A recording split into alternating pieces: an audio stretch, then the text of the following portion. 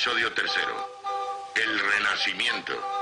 Rubens Medel en la voz de Francis Schaeffer.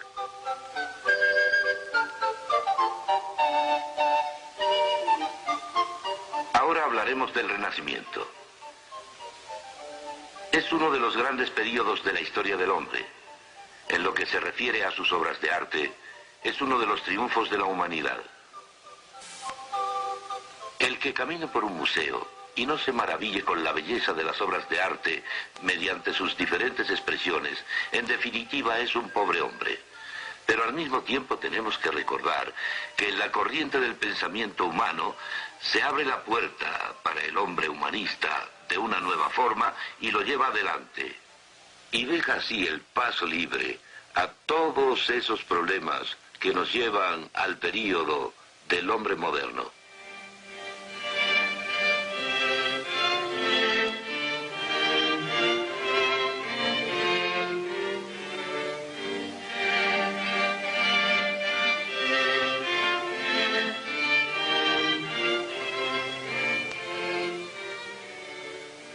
A través de la historia, los artistas han hecho dos cosas, han reflejado su cultura, muchas veces con más exactitud que los escritores y también que los filósofos. Y segundo, prepararon el camino para el siguiente paso aportado por la cultura, por lo que a veces son profetas, pero siempre están exhibiendo obras de la cultura de su época. El cambio producido con el Renacimiento puede claramente observarse en el arte. Hasta entonces, la pintura florentina había sido como el arte bizantino, pero menos pulido, sin gracia y sin profundidad. La gente no era representada en forma realista.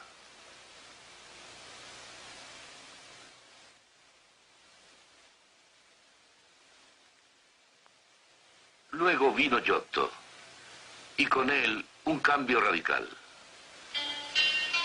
Se le encomendó pintar el juicio final, y en él pintó un retrato realista de su patrón, Enrico Scrovini, el hombre que pagó por la obra. A la naturaleza se le dio su lugar apropiado, porque la naturaleza es importante, ya que Dios creó al mundo, y apropiado en el sentido de que la naturaleza se representa tal y como es.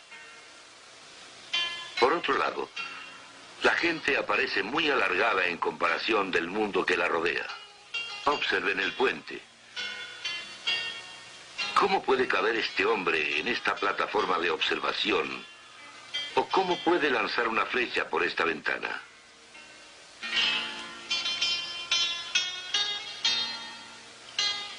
El mismo hombre que pintó esto diseñó el bello campanario, el campanile, junto a la Catedral de Florencia, un pintor que crea edificios.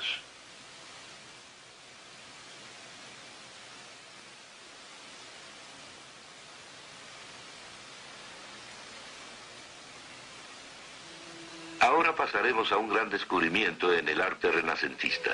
Masaccio, amigo de Brunelleschi, lograba rostros reales en su obra, lo que le dio una calidad natural, algo único en esos días.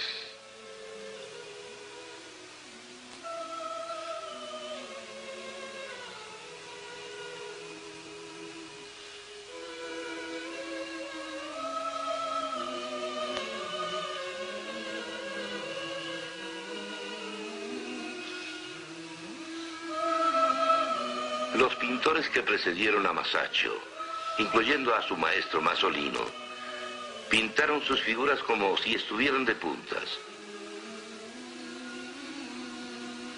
Masaccio representó los pies bien puestos en el suelo.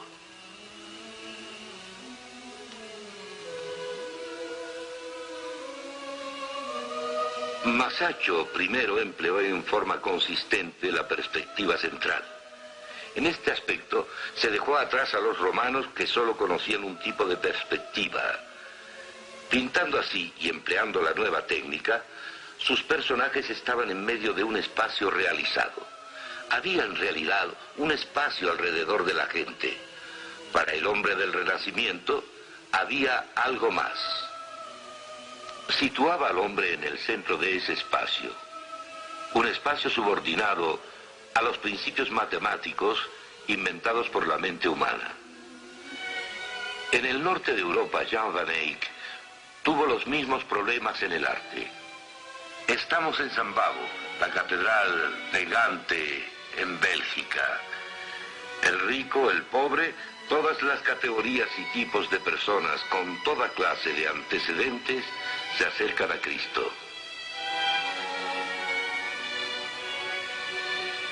El artista apreciaba y entendía el énfasis bíblico en Cristo.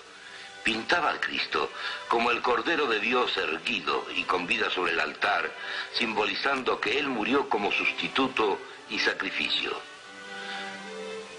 Pero Él no ha muerto, de acuerdo a las palabras de Jesús. Soy el que estaba vivo y ha muerto, y he ahí que estaré vivo para siempre. Amén.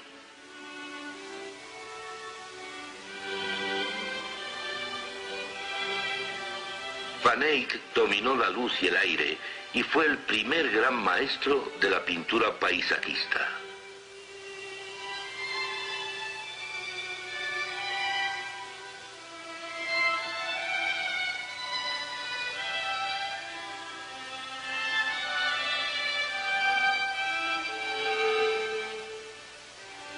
He aquí una representación de la naturaleza.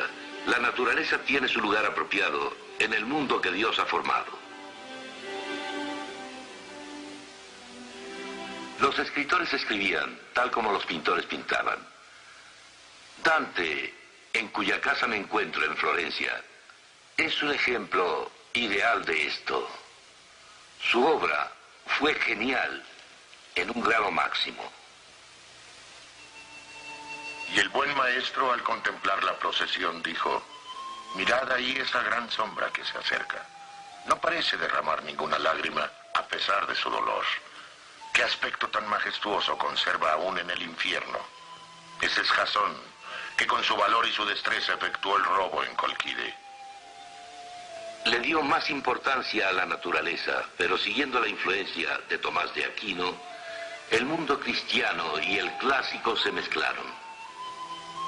En su Divina Comedia, los grandes pecadores eran Judas, que vendió a Jesús, y Bruto y Casio, que conspiraron contra César. En su propia vida, el problema de las cosas individuales contra significado y valores se demostró claramente. Amaba a Beatriz, a quien en realidad solo vio un par de veces en su vida, y consideraba su amor como el ideal romántico. Al ver su rostro, siempre tan hermoso, el amor difunde una dulzura perfecta sobre mí. Pero se casó con otra mujer, a quien jamás mencionó en su poesía. Ella se dedicaba a cuidar a sus hijos y a cocinar. Aunque los escritores de aquel tiempo entendían que el amor sensual requería del espiritual, que debía ser más que una mera respuesta física del momento pasajero, sin embargo dejaban que esto se dividiera en dos partes: el amor físico y el idealizado amor espiritual. Dante y los escritores de su época tenían dos opiniones del amor. Una, el idealizado amor espiritual dirigido hacia un espectro incorpóreo, y la otra, la abnegada mujer que se ocupaba del hogar y compartía su cama. Esto no producía belleza, sino fealdad.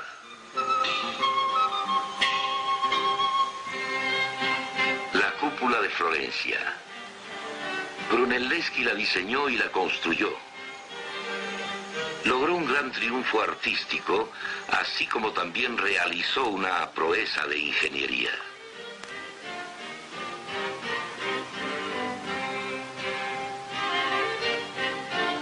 Lo que es en verdad sorprendente es que Brunelleschi tenía habilidad no como arquitecto, sino como orfebre.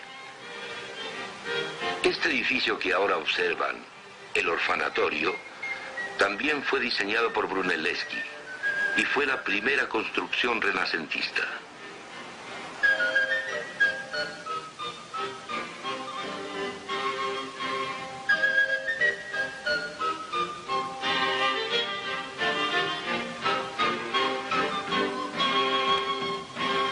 prestó aún más atención al hombre.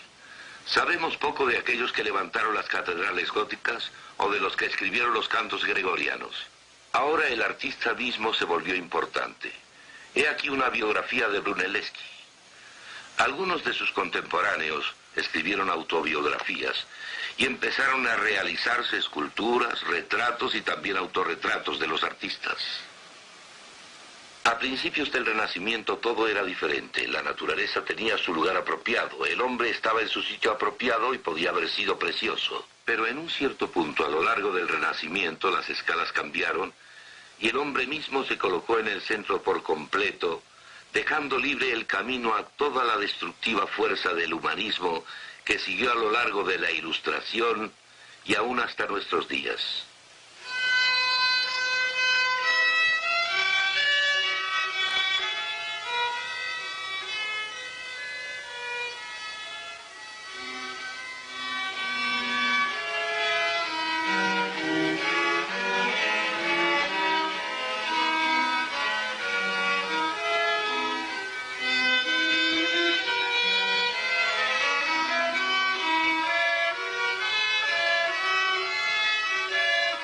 Los compositores de aquel tiempo inventaron el arte de la orquestación. No solo cada instrumento tocaba una voz diferente, sino que también una melodía diferente.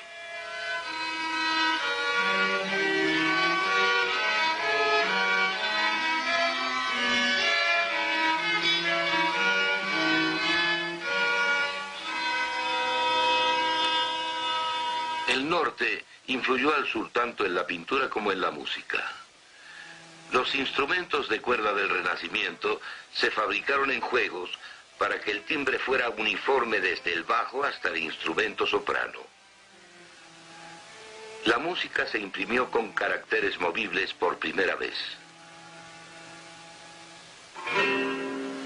Este es el laúd, el instrumento para solo más popular del Renacimiento. El sacabuche era nuestro trombón. La viola antigua, ancestro de nuestra viola. El corno renacentista y la espineta.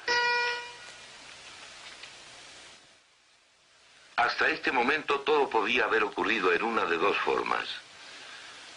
Podía haber habido un énfasis en gente verdadera, viviente en un mundo real que Dios había creado, en donde todas las cosas individuales tenían importancia, porque Dios había creado el mundo. O el humanismo pudo haberse implantado, con su énfasis, en lo individual como algo autónomo. Pero la suerte estaba echada. El hombre se fue haciendo cada vez más independiente. Él mismo se hizo a su medida, tratando de volverse autónomo. El hombre humanista del Renacimiento creía que los tiempos pasados habían sido muy insípidos y debían olvidarse. Para él fue la era oscura y creía que la nueva era sería un gran paso adelante en su periodo de reencarnación o renacimiento. Un renacimiento de la precristiana edad de oro de las antiguas Grecia y Roma. Tomás de Aquino dejó libre el camino para esto, haciendo énfasis en la enseñanza de Aristóteles. Este es un fresco pintado por Rafael en el Vaticano. Se llama La Escuela de Atenas. Las figuras centrales en este fresco son Platón y Aristóteles. Rafael pintó las manos de estos dos personajes para representar el énfasis filosófico. Platón, con el índice hacia arriba, indicaba los absolutos, los ideales, el significado y los valores. Aristóteles, con la palma hacia abajo, enfatizaba las cosas individuales, los particulares, la naturaleza y el hombre. ¿Cuál es el significado de los particulares, incluyéndome a mí y a usted, si no tienen ninguna idea final con qué relacionarla para que tenga significado? ¿Cómo sabemos si nuestros actos individuales los hacemos bien o mal, si no hay un absoluto que nos brinde certeza. El dilema entre una forma de humanismo y la Biblia y la cristiandad descansa en la cuestión de si en verdad tenemos que empezar por el hombre solo, autónomo, y a partir por lo tanto de esa base, o si existe una verdad proveniente de otra fuente, la cual tiene que ser absoluta, y entonces no es relativa. Si partimos de la verdad del humanista, de su opinión de la verdad, no existe una verdad, sino que es más bien un promedio estadístico que conduce a la parte en donde el humanismo nos ha traído hasta nuestra generación. He aquí un ejemplo de este dilema: la Virgen y el niño de Fouquet. La modelo de Fouquet fue Agnes Sorel, que era la amante de Carlos VII, rey de Francia. ¿Estaba esta Madonna a punto de amamantar a su bebé? No. Puede tener el título de la Virgen y el niño, pero aquellos que vieron la pintura en esa época sabían de quién se trataba. Era la amante del rey. Anterior a esto, María era considerada excelsa y sagrada. Y aún antes que eso, se creía que ella era diferente a las personas normales y que se le representaba solo como un símbolo. El pintar a María como a alguien vivo fue un avance sobre las anteriores pinturas, porque la Biblia nos dice que María era una mujer real y Jesús era su bebé. Este era el enfoque adecuado. La naturaleza tuvo su lugar apropiado. Por otro lado, la amante del rey podía representar a María, y el significado quedaba destruido. Primero podía parecer que solo los valores religiosos se estaban desvirtuando, pero gradualmente el daño se esparció a todo el saber y a todo en la vida. El significado de las cosas individuales, los particulares, fue removido. Las cosas individuales se transformaron en independientes, autónomas, y sin nada al fin que las relacionara o que les diera significado. Estamos ahora en la Academia de Florencia, en una sala destinada a la obra de Miguel Ángel.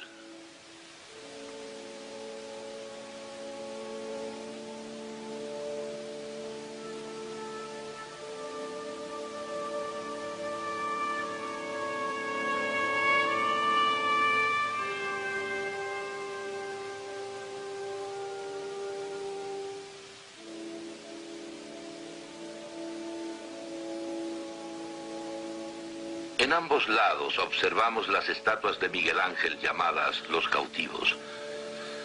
Se les llamaba estatuas inconclusas. Ahora los eruditos concuerdan en que las dejó así para que la gente dijera lo que Miguel Ángel quería. El hombre está desprendiéndose de la roca. La humanidad saldrá victoriosa. Cuando uno pasa junto a estas estatuas, llega al punto central de la sala, a la magnífica estatua del David.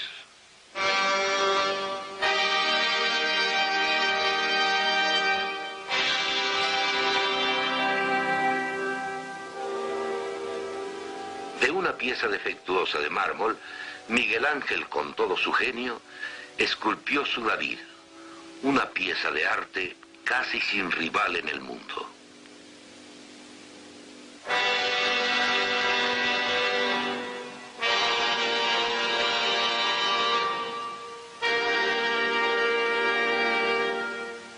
No es el David bíblico, sino más bien la personificación del ideal humano, la grandeza del hombre.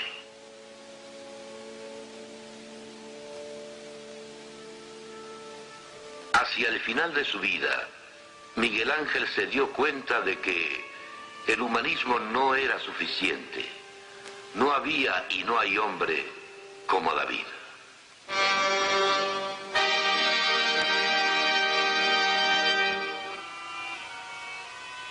Se piensa que en la Piedad de la Catedral de Florencia se representó él mismo en Nicodemo, quien se está inclinando sobre Cristo.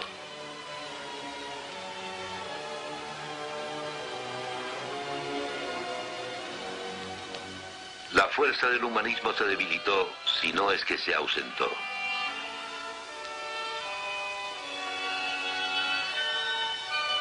Ahora hablaremos de otro gigante del Renacimiento, Leonardo da Vinci. Fue el primer matemático moderno.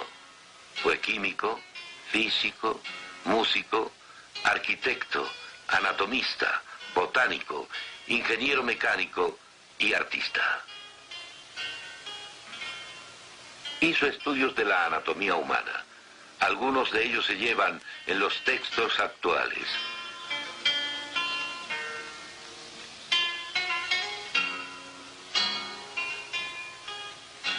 Fue el prototipo del hombre del Renacimiento. Podía hacer casi todo y lo hacía bien.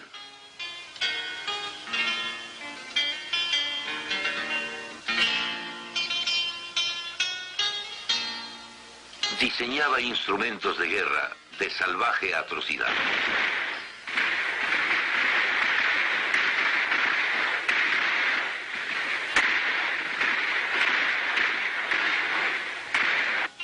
Diseñó los veleros.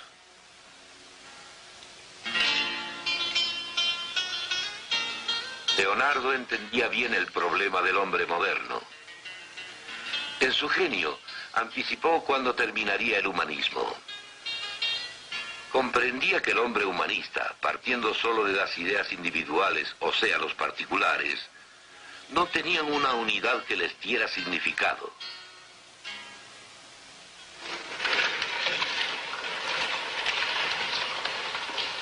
Entendía que empezando en forma humanista, con las matemáticas, uno se queda con ideas individuales, y al tener solo ideas individuales, jamás se puede llegar a universales o al significado.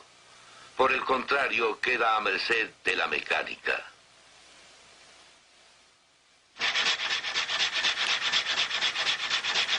Y así, pudo ver más allá de nuestros días, en donde el hombre está considerado como máquina.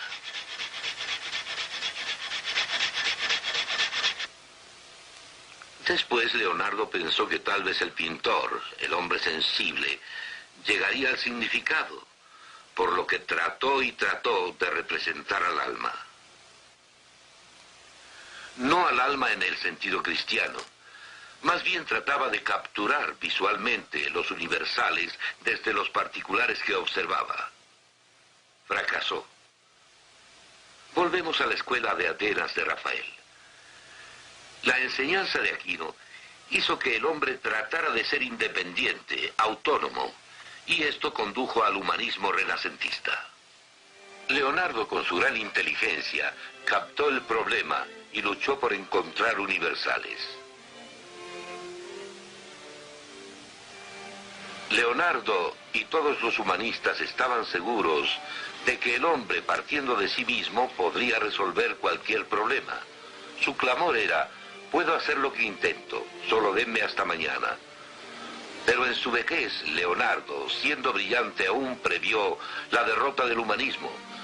Como piensa el hombre, así es él. El humanismo ya comenzaba a mostrar su conclusión natural, el pesimismo. Cuando Francisco I, rey de Francia, llevó a Leonardo a ese país, lo vemos ya desalentado.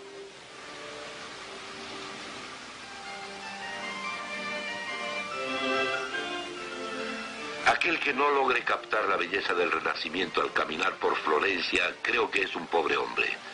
Me fascina ir a Florencia y pasear por los museos o caminar por las calles, pero por otro lado, el que solo vea la belleza y la gloria del Renacimiento, en donde el hombre mismo se volvía cada vez más autónomo y no capta este quebranto, tampoco entiende el Renacimiento. El humanismo sin duda termina en la desesperación. Si se parte de lo que es finito, no importa cuán lejos se proyecte, jamás se podrá llegar a un absoluto. Jamás. En la luz del dilema humanista, solo existe una solución real: reconocer este libro como verdad, volver a la Biblia no solo como a un libro religioso abstracto, sino como verdad. Ella no cambia. Habla de la cultura de ese día en particular. Jamás pasa de moda. Habla de los temas del momento, y aún así parten de una sola base: de la existencia del infinito y personal Dios, quien ha hablado, y luego para la propia necesidad humana, Cristo muere para redimirnos.